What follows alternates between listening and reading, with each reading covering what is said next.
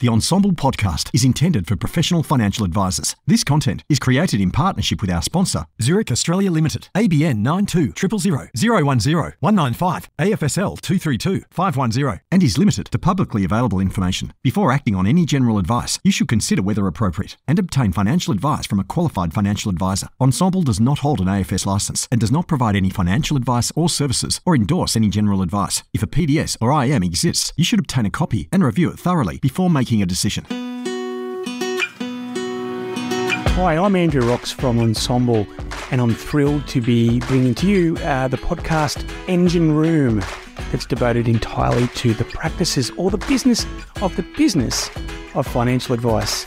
Over the course of the next many months, we're going to be interviewing Australia's best independent boutique advice firms, their practice managers, their GMs, on what environment is conducive to being a best practice, how they keep talent, how they attract talent, and what the future of financial advice is. It's the Engine Room podcast. Welcome aboard. Zurich is proud to be supporting this episode.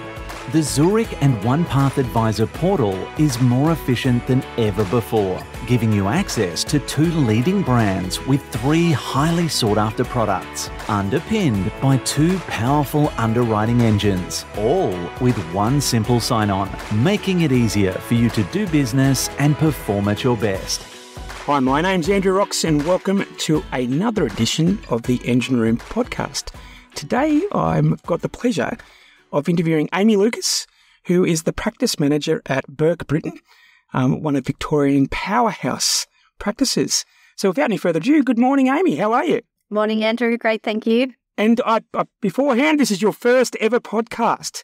So it's going to be quite embarrassing for people who've been on many of these when you completely ace this one. So I'm just sort of pumping your tyres up early. But welcome. And like every podcast, it'd be good to get to know sort of who you are and what your journey has been to get you into a position where you can say, I'm running this practice, I am the practice manager of a well-established business. So over to you. Awesome, thank you.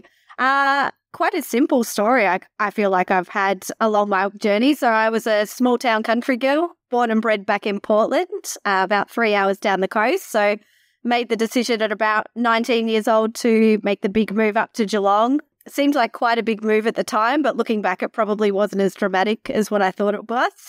Moved to Geelong and started a 3-year role at Lara Secondary College. So completely outside of financial planning, working at a secondary college, working in the office in administration, and then eventually found my way to Burke Britton almost 12 years ago.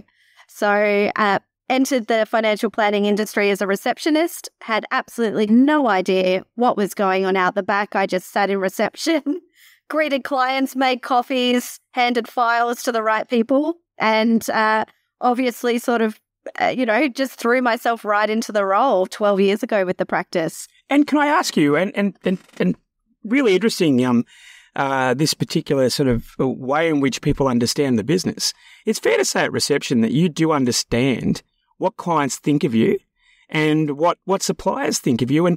And early days, what was the sort of feeling that you felt that the clients had towards your practice? And I imagine part of your answer is why you stayed. Yeah. No, I could tell the clients really, they valued us. They valued the planners out the back. They valued the relationships they had with the staff. A lot of the staff had been here for many, many years. So they would almost greet each other like family, coming into reception and hugs and kisses and big warm welcomes. So just seeing that happen, even if it was for a brief few minutes as people were entering or exiting the building, it really encouraged me. Hey, something pretty good's probably happening here that I might want to hang around for. And when you were sitting sort of at early days, were you kind of figuring out, and some people are like this, sort of ways that things could be done better in the office? Probably not so much. So I actually stayed on reception for just 6 months. So it was a bit of a fresh entry into the business. After that, I moved into doing Jay's, so one of the owners of the business and financial planners. I moved into his personal assistant role. So quite a newbie, just from out the front after 6 months, straight out the back, getting into the files, getting into what financial planning actually was about. And what is it about? I'm still trying to work that out, Andrew. I don't know. 12 years later, my head's still spinning, but it was a big learning curve coming from no background, 3 years working in administration somewhere else, and then working in quite a fast-paced industry with a lot of tick boxes. So it was a very steep learning curve. And 12 years ago, you would have, the majority of time that you've been involved in the business has coincided with the future of financial advice legislation. So all you've known is change. So, and then where did you go from there? So you were working sort of in the financial planning administration, assisting with clients. What were the next steps for you in the business? Yeah, so I spent about 4 or 5 years doing Jay's personal assistant role.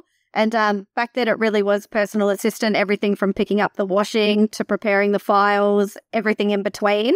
At that stage, after that 4 or 5 years, I had a great opportunity to step into the practice manager role. I was quite nervous given I didn't have the education or the experience and background in financial planning. Obviously, I had a few years under my belt at that stage, so I had a fair idea of what the business would need in a practice manager. But I decided to grab it with both hands and run with it at that point. I just didn't want to look back and regret saying no for that opportunity, so I just took it. Well, having experience running a ladies' college and pushing around sort of teenage children probably gives you a reasonable basis of running financial planners. Now, in saying that, what sort of lessons or that have you learned in the last 5 or 6 years that have really moulded the way in which you conduct yourself and also the way in which you're running the business? Yeah, a lot of lessons. I think about myself, I've probably learnt that I'm not naturally a leader. It's something I've had to really work on. So I've done a few courses, a few seminars, a few things outside of work that have really helped shape me. Not naturally being in management or a management role, I've sort of had to learn on my feet as I've gone through the role and through the business.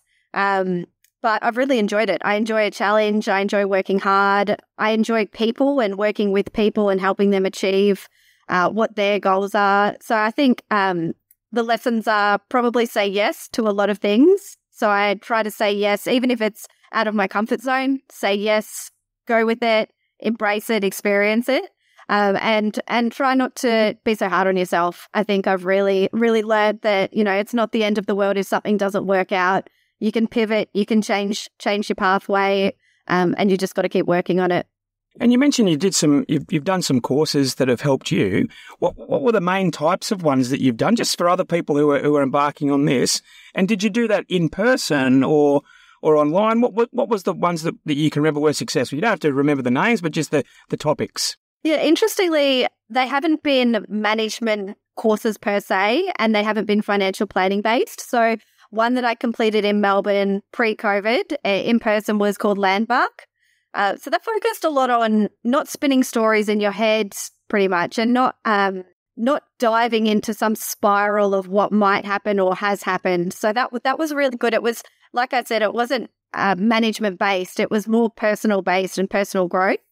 So I did that one, and at the moment, I actually still do weekly at the moment, Echelon Front, which is around extreme ownership. So it's about leadership, ownership, taking control of your own decisions and helping those around you become leaders as well. So I've really focused on personal growth more than anything, certificate-based or financial planning-based. It's always been on my radar to do something like that, but for myself, in my role, I've really liked the growth side of things more than ticking a box for some sort of compliance or knowledge.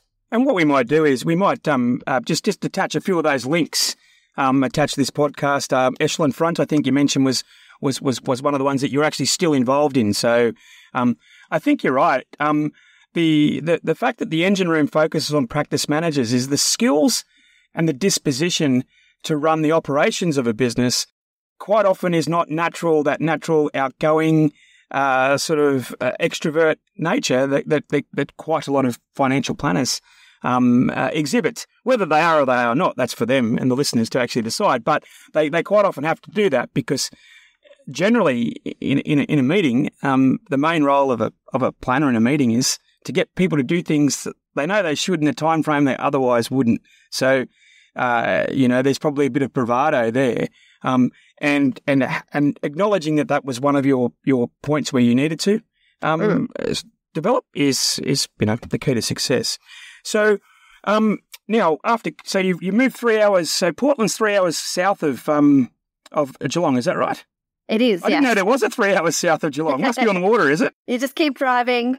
A lot of people know Warrnambool, but right. Just keep driving an hour and you'll hit Portland. So it's quite a small town, not a lot of job opportunities. Like I said, moving to Geelong was big. I think we have one set of traffic lights in Portland at the time when I left. So big move for a small girl.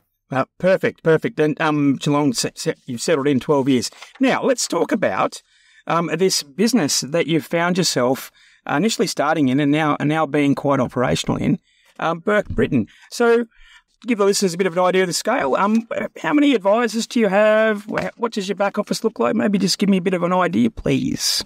Yeah, sure. So we've got about a team of 12.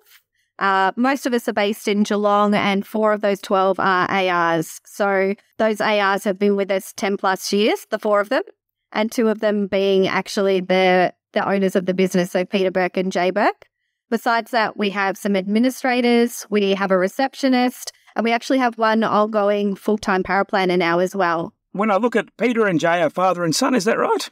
Yes, interesting duo combination with family, but works well. Okay, and having you involved, because I've looked at your website and you've got even footing on the front row there, so to speak. Do you find yourself? How do you play with the fathers and the son as far as sort of working with both of them? I'm really curious. No, we do well. Peter and Jay, they have quite a balance, so it's quite good. I try to be the middle voice of reason for the 2 of them. Being father and son, and me having worked here 12 years, we have quite an honest, open relationship. So, you're not trying to not tread on toes with anyone, which is really good. You can give your opinion and you can have an opinion come back at you and not be flustered or upset about it. It really is just factual at the end of the day. So I think it works well. Oh, absolutely. And I think having that circuit breaker is probably quite smart. Now, with 4 advisors and you've got a team of 8 in operations, they're not all doing the same role. So how do you break them down? Do you operate in a pod system, so one AR, or is it a collective? Maybe get us a feel for that, please. We've tried a few things over the years, Andrew. We've tried the PA role over the years for each planner. Each planner has a PA. We've tried pod systems, silos, all sorts of things. But I think what we've really come back to as a business still is having one main person that takes care of that client, whether that client belongs to Jay, Peter, Ben, Delta. Having that client know who they contact has really worked best for us. So when they call, they ask for that support staff member and they develop that relationship with that support staff member as well. Relationships obviously play a really huge key part of the business. So it is almost like silos. The planners know who to go to in the staff for each client, and that works really well. And the type of business that, you're in Geelong, and Geelong is parts of it's very urban, parts of it's very sort of industrial, and you are close to sort of agriculture as well. So what's the type of clients that Burke Britton has, and what's their target market? It's something that we've worked really hard on over the last few years. So we did a lot of work with PwC and our cost to serve our ideal clients. Each planner probably would have a different opinion or way they express their ideal client. But for us, we want clients that want to engage. So that probably sounds really broad, but we have clients all the way from 18, 19 years old up to 80, 90 years old. We have a variety of advice we provide. But for us, it's more about the client wanting and appreciating and enjoying the relationship and advice they receive from the business. So we have clients that come in and they're not so great at returning paperwork or booking appointments. And for us, that's just at the end of the day, not really an ideal client, because it's very hard to coordinate a relationship with someone who's not actively involved. So for us, obviously we have an ideal client in terms of funds under management, advice we want to provide. Each of our planners have a nice niche area of advice they like providing. So we have Ben, who really enjoys the farming and self-managed super fund aspect. And then we have Delta, who really enjoys the younger clients who are starting families. Peter really pivots towards DBA, Centrelink, those sort of types of advice. So the planners definitely have their preferences on the enjoyment in which advice areas they give. However, at the end of the day, if that client is participating in the process, that's the best kind of client for us. Yeah, look, you mentioned the word engagement and participation, and I think, 10, 15 years ago, financial planners would put up with a client who was unresponsive or potentially you felt like you had to babysit them. But, anecdotally, they always made bad clients. Because when things are good, they're the ones that made it good, and when things are bad, it's you. So I think so. What's your definition of engagement? So you're taking on a new client, and you've, by the way, you've given us quite a broad church there as far as what Peter, Ben, and Delta and Jay do. How do you get a gut feel if they are going to be engaged, and do you charge? Do you run through? So when you take on a client, is it quite a rigorous process up front to get a feel for that? We do. We've learned a little bit in the past couple of years, almost a filtering process. So when the clients do come in, they do have a filtering phone call where they'll speak with someone and we'll sort of gauge where they're at, why they've contacted us, what they're looking for. We have that filtering process in place. Past that point, if they're happy to proceed, we do offer a first appointment, which we do charge for now. Okay. So that PwC piece really taught us to value our time and almost filter that client by charging for the first appointment to see if they're interested in proceeding as a client long term. And are you unsurprised when you first brought that in? What was the reaction for when the advisors first got confirmation that people were willing to pay for their time? It was a very interesting conversation within the staff. So I personally said, we cannot charge for the first appointment. We will have no one come in. Everyone will say no. It's going to take us backwards in the business. It did not do that at all. It's good to lose sometimes, Aimee. It's good to lose. It's good to be wrong. In this instance, I was glad I was wrong because it really has not slowed down our growth or our new appointments at all. If anything, it's really solidified the clients that do come in proceeding and wanting to proceed. So it's actually worked really well for our business. And what's the range of payments? So for our ongoing clients, no, just for the first meeting. That's all I'm after. Yeah, we just charge an hourly rate for the first appointment. Yep. So we're basically charging for the planner's time. Perfect, but which is what a profession does. So Exactly. So well done. And I've just had a look at the numbers. You've got one paraplanner sort of looking after your entire client base.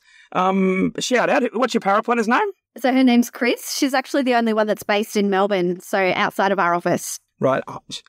And how does Chris get through all work? No, she does a great job. So Chris joined us about 2 years ago. Paraplanning for the business is something that has been a constant push and pull struggle in terms of numbers, compliance, costs, staffing. So about 2 years ago, Chris joined us as actually a coordinator of our paraplanning. So Chris joined and she was more pushing the files between contract paraplanners, working with the planners on things they needed to update or change, working on templates. However, about 6 to 8 months ago, Chris wanted to move into full-time paraplanning. That was her original background. So we said, let's do it. Let's put you in paraplanning. So we do contract out the remainder of our plans that Chris can't get through every week. Perfect. But it's working really well. To have an in-house paraplanner, and it's worked fantastically for the team. I get to see a lot of practices in my various roles, and unequivocally the ones that seem to have the least problems and the most happiness, if that is possible in paraplanning or advice delivery, are people who've got an in-house point of escalation. They might have a contractor, either Australian or overseas, and what that person in the office does is they not only do the work, but they also do a quality assurance on the rest of it as well. So it seems to be the way in which it works. But they are a scarce breed, paraplanning, and it's because I suppose it's a tough gig. It's a tough gig there. And the types of plans. Do you do anything unusual in your plans? You mentioned Ben does agri and a lot of self-managed super funds. So is there particular types of complexities that you do that are quite stimulating? Self-managed super funds are probably one of our main powerhouse drivers for advice. So almost a quarter of our client advice documents are self-managed super funds. So that's quite a heavy area for us. We do a lot of insurance, particularly for new clients coming on board, just making sure they're where they need to be with their insurance. But the two contractors that we focus on passing plans out to, they've been with us over 10 years as well. So Beck and Brooklyn have been contracting for 10 years. So let's give them a shout out. What's the name of their firm? So they're just at-home paraplanners. Okay, just working solely. So their focus is really on getting plans turned around and back to us on time. They know the little quirks that the planners like. They know the business compliance and what we need. So it's working fantastically with them on board as well. And 10 years, the relationship's there. Oh, look, I think, I hear 12 years of yourself, 10 years here. There's a bit of tenure, and later on we're going to talk about people and culture, and that's probably going to tease out a little bit of the why people hang around. In relation to sort of your business, as running the business, you mentioned you do a lot of life insurance. Now, that's not something that a lot of practices are gung-ho for. How are you rolling that out? Is it standalone, or is it part of an overall package? And is there any, I suppose, advice or tips you've got for the insurers out there, good or bad? Yes. So insurance, it's been a sticking point, definitely for the business, but it's something our planners really feel strongly needs to be incorporated in advice pieces. So it's very difficult to scope it out knowingly when you know it probably needs to be reviewed quite frequently, every couple of years at least. We review for our ongoing clients. Definitely the process for new applications is quite difficult.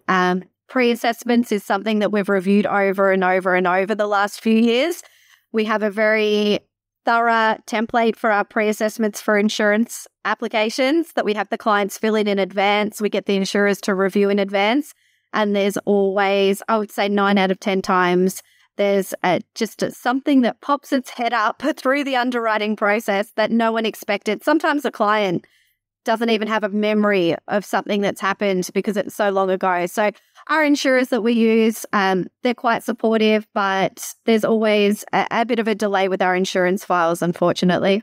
Oh, that's all right. And look, it's good that that you are looking at holistically at that particular facet. And you did mention your advisors are passionate about it. I think it's the way they're wired. Do you offer estate planning or referrals out to an estate planning business? Yep. So we actually refer out estate planning. We have several connections with local solicitors. So we use Harwood Andrews in Geelong. We use Succession Legal. They're actually just a couple blocks up the street. We use Aspire, who we've recently connected with. So we really like to have a variety of different solicitors because everyone's needs are different. Each solicitor has a different area they focus in. So we like to have a broad connection with different practices that we can send clients out to and trust that they're going to be taken care of. The passion's obvious in your voice. Can I ask, how are you guys licensed? So we're licensed through AMP.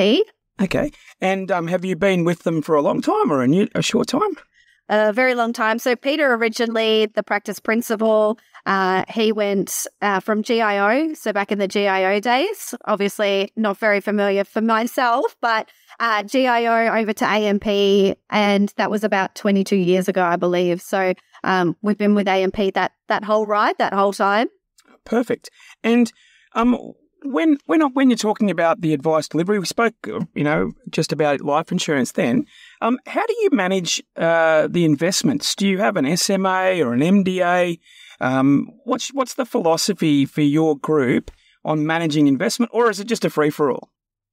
I wouldn't say it's a free-for-all. We have been looking into SMAs for the client's benefit and efficiency purposes. We've been working with InvestSense really closely and probably heading down that pathway pretty quickly.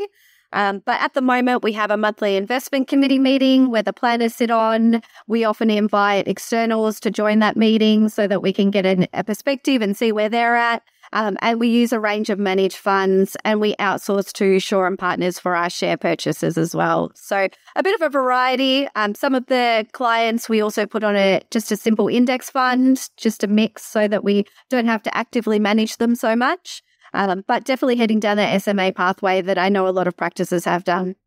Absolutely. And look, that's all part of efficiency for the client and efficiency for the practice. Because last time we looked, clients like paying fees, but they like paying it for the bit they see. Yes. Not the inefficiencies of a practice, right? So definitely. And a bit about your tech stack. What's the technology that you guys use to deliver advice? So we actually were on Coin right up until the end, and I'm not sure if Coin is. So few people listening today weren't born when Coin started, but I've used Coin before as well, so it's okay. I was very used to it, obviously, 10 years or so in the practice using Coin, but Jay and I did a lot of due diligence around where to move after that. We met with a lot of different providers to see where the business would sit with our tech, and eventually we landed on Fin365. We've moved over to Fin365 and for our CRM, our revenue management, and then we're still using Xplan, obviously, for our advice preparation. So our paraplanners predominantly use Xplan. And we use Fin365, which has worked really well for us. We're really enjoying Fin365. Oh, shout out to the Fin365 people. And your practice, are you multidisciplinary at all? Do you do debt? Do you do accounting, or is that referred out? We refer out at the moment. So we refer out for lending, estate planning, obviously share broking. So at the moment, we just focus on the financial planning aspect and make sure those connections in the community are really good to push clients out to when needed. Given where you guys are at in our previous conversations, is there any one of those disciplines that you would consider bringing in-house if the opportunity arose? Absolutely. Jay, Peter and I have been in a lot of discussions the past 18 months around accounting practices, around lending practices, and also financial planning practices. So we feel we're in a really good position to start looking at acquisitions of those kind of practices. In saying that, with the way in which you run the business of the business, do you guys have a business coach, or what's the sort of rhythm, or is there any philosophies that you employ to run the business? Because you are the tether between, I hate to say it, the back office, the front office, the clients, the experience. Is there anything that you use? We don't have a business coach, and we don't have a system as such that we use for that sort of stuff. It really is probably a bit of a key person role that I'm running at the moment, between keeping the practice, the compliance, the staffing, keeping it all held together at the moment. And you touched on key person, you touched on staffing. Right now, the hottest topic in not just financial planning, but everything in Australia is talent. Okay.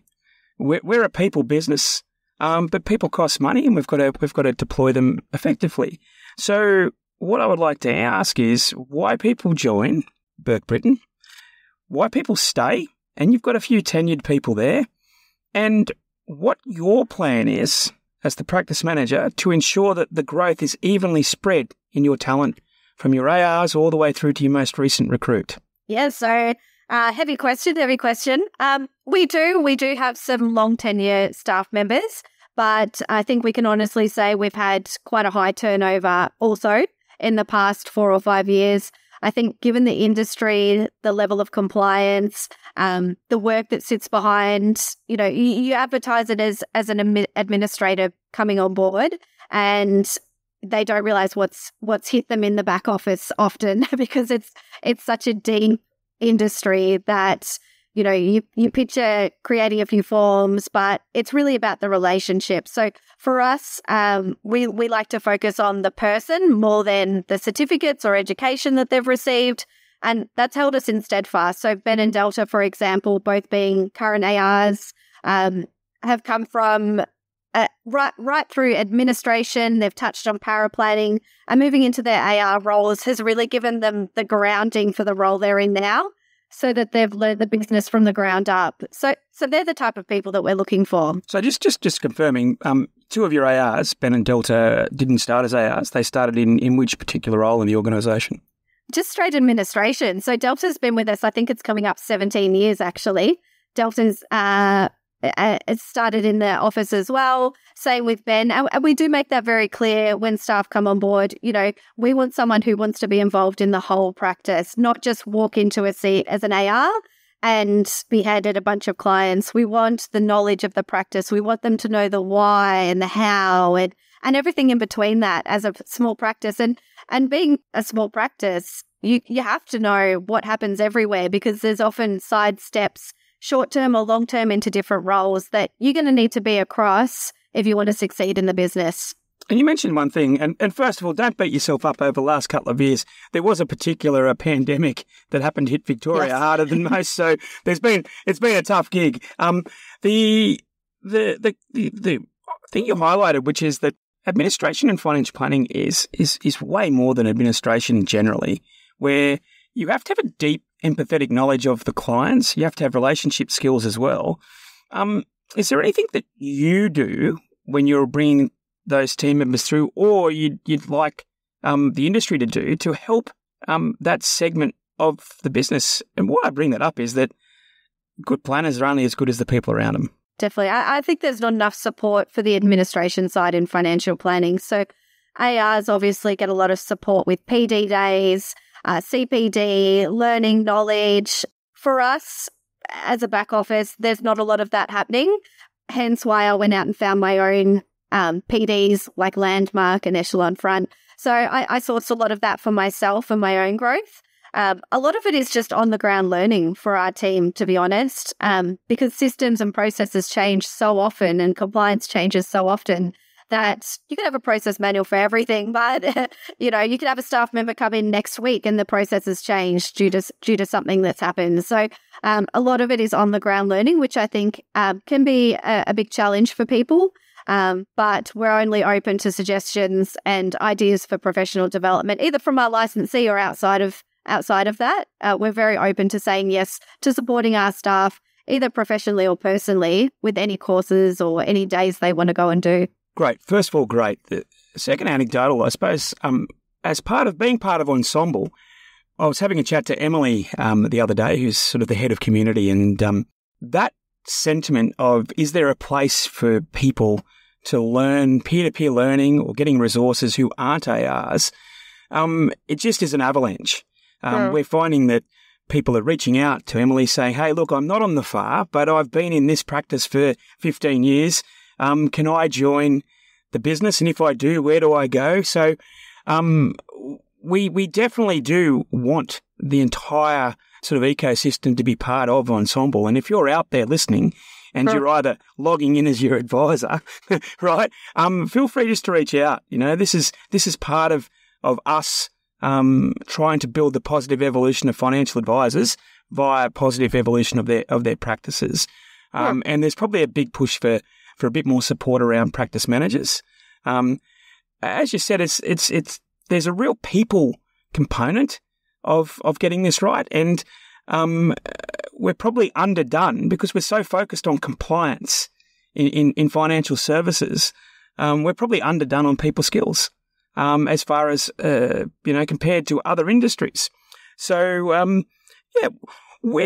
quick question I was going to ask is when COVID happened and you guys all work from home, what's the bounce back been? I mean, you're not regional, but you're not in the city of Melbourne. Are your team now all back in the office? Are they hybrid? Where do you sit now, and what's your philosophy? So when COVID happened, we picked up our laptops and we went home, just like many other practices. We have encouraged that split of in the office and working from home since then. So the flexibility of being able to work from home and come in the next day has been amazing for our staff. So we've really encouraged that. Being in Geelong, I thought a lot of clients would want to pick up the in-person appointments after COVID restrictions were relaxed, but everyone loves Zoom. I think maybe 1 in 2 appointments are skipped and they're taken as Zoom now. So it's been a real efficiency driver for us as well, which has been fantastic. It's meant that, we've been able to focus on other things. So I know that it was quite a turning point for a lot of people, COVID. For the business, we just did not slow down. We picked up new clients with the staff, pushed through. We worked from home. We did lots of fun stuff for our staff working from home. So we sent out the food boxes so that they can cook their meals, and we're all cooking the same meal even though we're all at our own homes. I sent out, fun little party packs so that they had something to do on the weekends with their kids. We tried to really keep that up. We also did, this is probably a horror one for some of the staff, we did exercise classes. We hired a PT trainer and we'd be all up at 7:30 in the morning on Zoom working out together. So I don't know if that's given anyone PTSD, but it was funny. We all laugh about it. We've got some great screenshots of the staff all in their gym clothes in the morning before work. So, I mean, we had to adapt, and we really did adapt. I'm picturing fluoro tights and leg warmers for 1 week, and then you're sending them a 5,000 calorie slow roast pack on the weekend. So no, it definitely was a thing, and that led me to a question of how do you guys have fun? I'll wind that one back.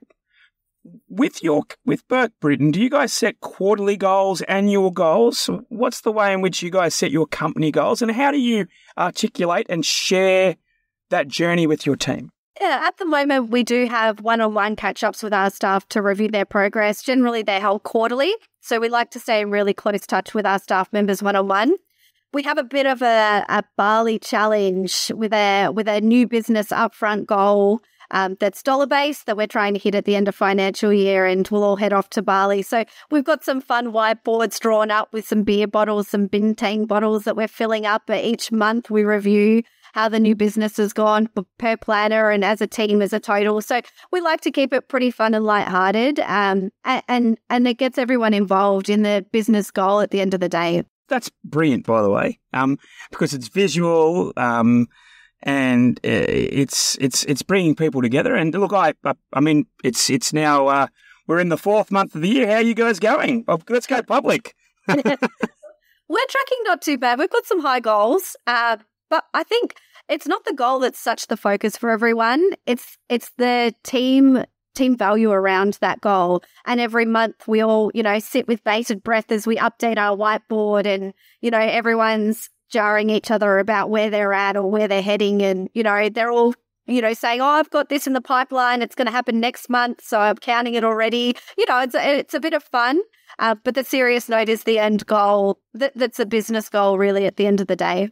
Cool. And is this the first time you've done this sort of exercise, or the first time after COVID? It's the first time after COVID. So it's something that was put together as, a bit of a lighthearted goal amongst the team. Besides that, we really enjoy catching up together. So I try to do something once a month as a team. So I like to really mix it up. So last month was 10-pin bowling. We've done private Bikram yoga Pilates classes together. All sorts of stuff. Sometimes someone will mention a book, and we've all got to read the book by the end of next month. So we all like to have a bit of input. We sit around and have lunch together at the end of each month. It's being a small team, you can't hide from that sort of stuff. So everyone that's here is really involved in that culture of getting to know each other and getting along. And look, the tenures speak for themselves now. Just getting a feel for having a look at your overall business. Quite often, why people join a practice is not why they stay. And there's a whole range of reasons why people stay. And it could be going to Bali, but it could also be things such as, are you charitable? What are you giving back, etc.? Is there any, does Burke Britton, are they involved in charitable pursuits or any of those kind of arrangements? And if so, do you involve your team in any way? We do. We have some really close relationships with some community areas. So one of our main areas of charitable giving is Future Generations donation program. So that is 1% of some shares that clients hold. Instead of paying fund managers and, paying the bills on their end, it's actually donated back to local charities. And us and our clients and our staff, we get to decide where those funds are dispersed. So last year, for example, we had over $150,000 in funds, and we go out to our clients and say, who would you like to nominate? Who should we look at to provide those funds to? So some local ones we've provided our Kids Plus Foundation, Geelong Mums, we have Geelong Youth Engagement.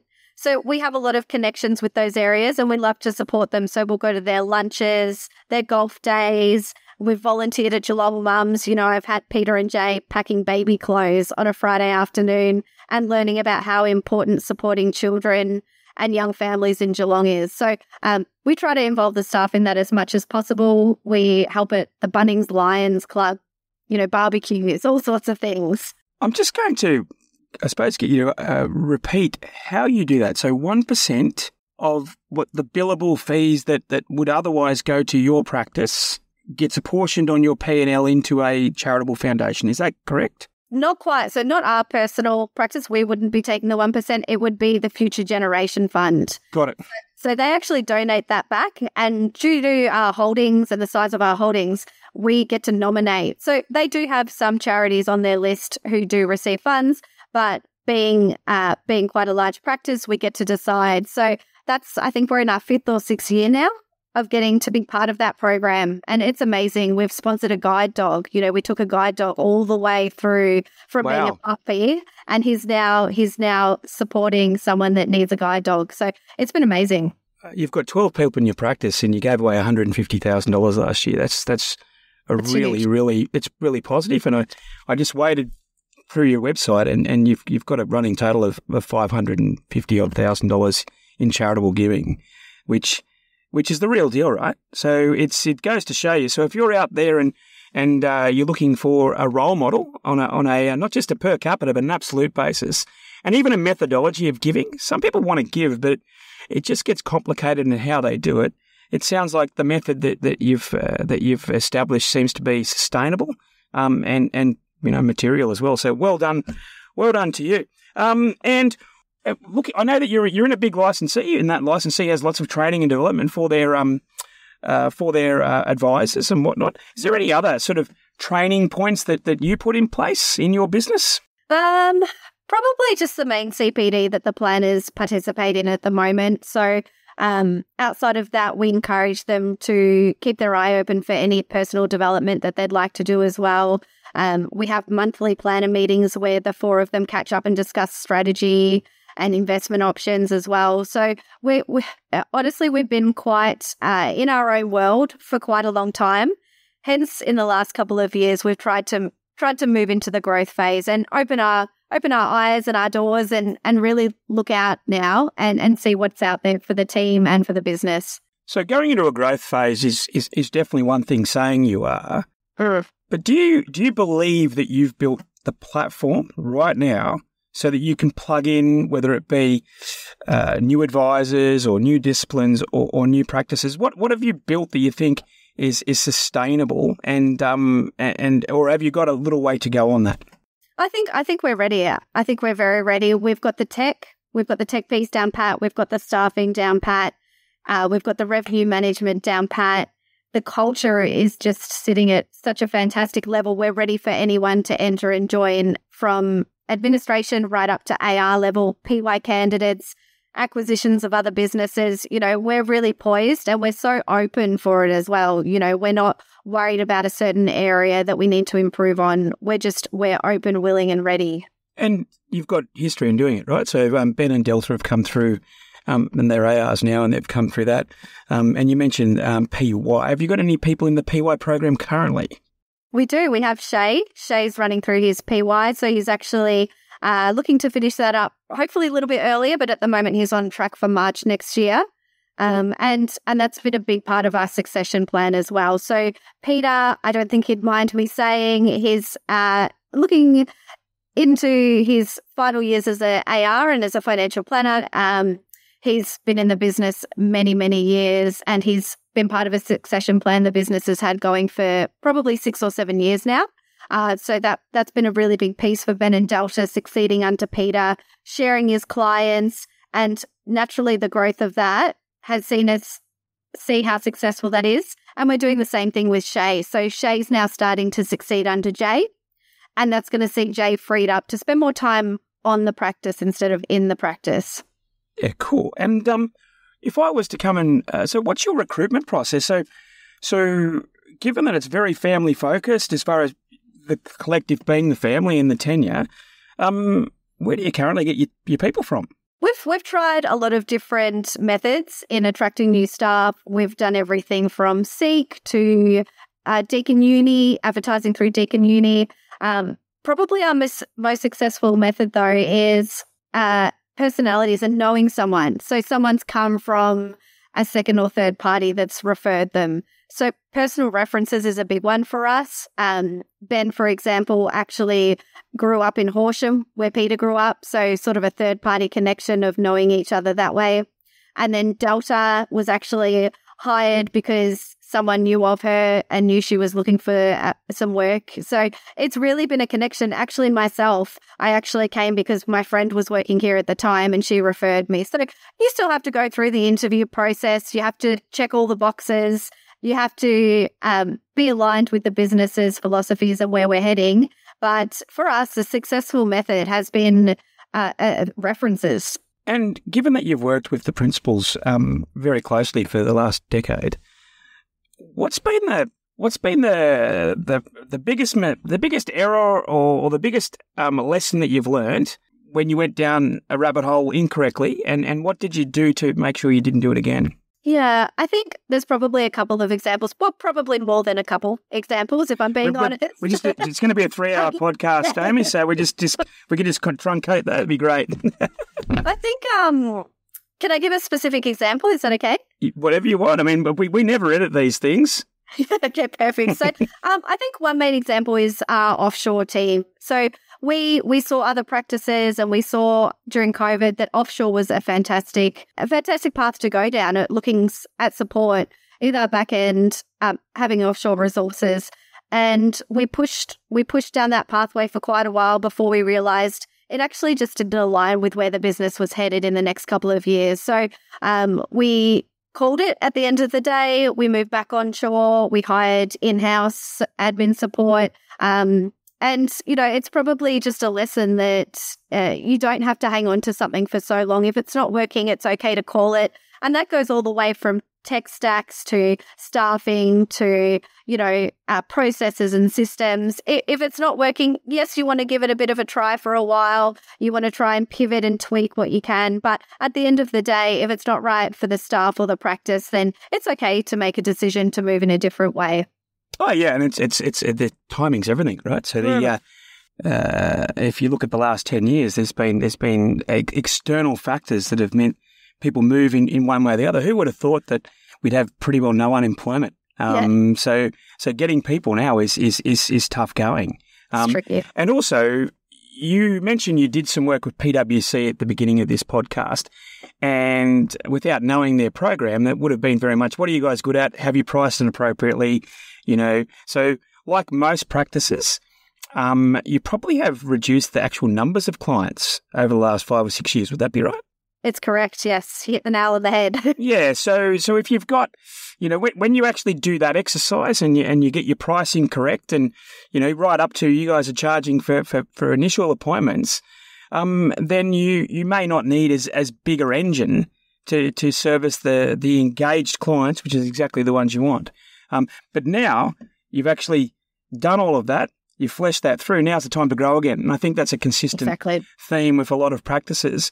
And there's literally no competition because there's so few people giving advice, and there's so many good advice givers in Australia running in good practices that doesn't work. Now, in saying that, I would love to hear, you've sort of intimated a few things in relation to practice management, administration. You've sort of insinuated that there's a bit of a lack of industry support there. And we're hoping at Ensemble that we're beginning to bridge that. But what's your vision of the future of practices, and in particular, the role of the practice manager or the general manager? Yeah, so I think for practices in general, I think it's so different to how it was 10, 12, 15 years ago, where it was more centralized around that one planner and they pushed out anything from their end. Whereas now we're really seeing the team culture and the clients wanting to be able to access an answer or a staff member anytime they need to. So I'm seeing practices down the track more head towards more of a whole team approach rather than just an individualized What does that mean? So being able to call and talk to anyone. So the relationships are huge, not just for us, but I'm sure many other practices know the relationship. If you don't have a great relationship with your team and with your clients, you're not going to go anywhere. You're going to sit and probably fail at the end of the day. So for us, I'm seeing practices probably continue to reinforce their back office more than they ever have in the past. So ensuring that they're poised with technology, IT, personal development, because the back office, I think, is really coming to the forefront almost nowadays. And planners and practice principals and business owners are seeing if our back office isn't ready to go and getting what they need, it's just not going to click. It's not going to work for anyone. So I think practice managers almost are going to become redundant. So, and as much as I hate to say it, I would love to see my role not needed. So like I said earlier, being a key person, it's fantastic to be able to have a knowledge of everything across the practice. However, it's a dangerous position for the practice. So I think practice managers, making myself redundant really shows that I've done my job well, because the team's humming, the compliance and systems are in place, and I really don't have to worry about stepping in all the time and being there. Well, I don't think the term redundancy is probably going to be completely appropriate. I think the building in a redundancy is probably the correct terminology. There's probably always a role for someone to implement the policy and procedures that you guys have put in place, and continually innovate that. But you're correct. There's if I steal a phrase from the recent Formula One in Melbourne, if you don't have your back office humming well, the driver comes into the pits and it takes him 4 minutes or her 4 minutes to drive off again, you're probably not in the game. So I think that, and that also is, I'm seeing a more of a flattening of remuneration as well. I'm seeing the gap between what the advisors are being remunerated and their team making more of an alignment than it ever did. I think that reflects the fact that there's an acknowledgement from the ARs that it takes 2 to tango, or 3 or 4, etc. Exactly. What would be, I suppose that the conundrum I've got when I've been chatting to yourself is you've built a business. You've got lots of long-term tenured people. You have brought people through, and you've now in 2023 said we're ready for growth. We're ready for growth, and why is that? Is that because part of a succession sort of plan is that you need to grow the business bigger so that there's more opportunities internally? Is that the philosophy? Yeah, that's probably about it. So we're constantly looking for ways to grow the individuals in the business. So we're very, very open with the opportunities for our staff members. If you come in and you do 6 months admin and you decide you love paraplanning, we want that growth to be there. And to have that, you need the support of other team members. So we're really poised to let anyone move in any direction that they really want. But to do that, you have to have a great structure in place and have a great team around you who are willing to move sideways or up or down or wherever they want to go. And you mentioned earlier you'd be open to taking people into your team, or alternatively working with a like-minded practice. Is that practice or that target or ideal scenario, is that geographically located in around Geelong, or are you open-minded? We're very open-minded. COVID has shown us that working remotely and working at distances is fine. We actually have a serviced office in Shepparton as well. So that's been no problem. Our clients, we head up whenever we need to, book a few days, see the clients up in Shepparton. So that's 3 hours down the highway. We really haven't seen an impact of COVID on that at all. So we're really open to any location, any type of business. Like I said, we're poised for PY candidates in particular as Peter and Jay continue to succeed up or into different areas of the business. And probably we're starting to think and talk about Ben and Delta doing the same thing. So where do they really want to sit after 10 years of being in the business? Do they want to have a certain type of client that they only ever see? Are they more interested in taking on Peter and Jay's clients because of the family connections? So we're ready to bring those PY candidates in and help us when we acquire other practices and bring on new clients. The bit I love about when you talk is it's always we, it's always this. You have a sense of ownership of the direction of the business, which is exactly what I'd expect from a highly motivated sort of practice manager or general manager of the group. Well, I think, Aimee, you've done pretty well for your first podcast. Congratulations. The takeouts from me is that you are open for people to join you in the PY, okay? Sure. And you've done it before. Yes. And those people have stayed and they've flourished, and you're now talking about them becoming significant pillars of the business. So there's a track record there. There's a real sort of community. So if you're someone who values your workmates and wants to build that relationship with your workmates on a social, then you're definitely the company for them. And finally, you were very confident about the fact you've got the platform. Sure. You know, you've got the tech platform. You're clearly comfortable with your licensing. You're investigating the investment philosophy, and you're open-minded to, accounting or mortgage broking joint ventures. So I hope the next 12 years, I think they're going to be a little bit more exciting than the last 12. Maybe is my gut feel. I think so, yes. Yeah, we've definitely, we've left compliance behind us, where we're not focusing on, all of the things that have happened in the past 10, 12 years. We're ready to move forward. We're excited. We're all on board. We're all aligned and ready for this next phase of the business. So like all of the items you just said, we're good to go. We're keen. Come at us. And I asked you before the session, could you name 5 practice managers who you look up to? And you said, I can name 1 or 2.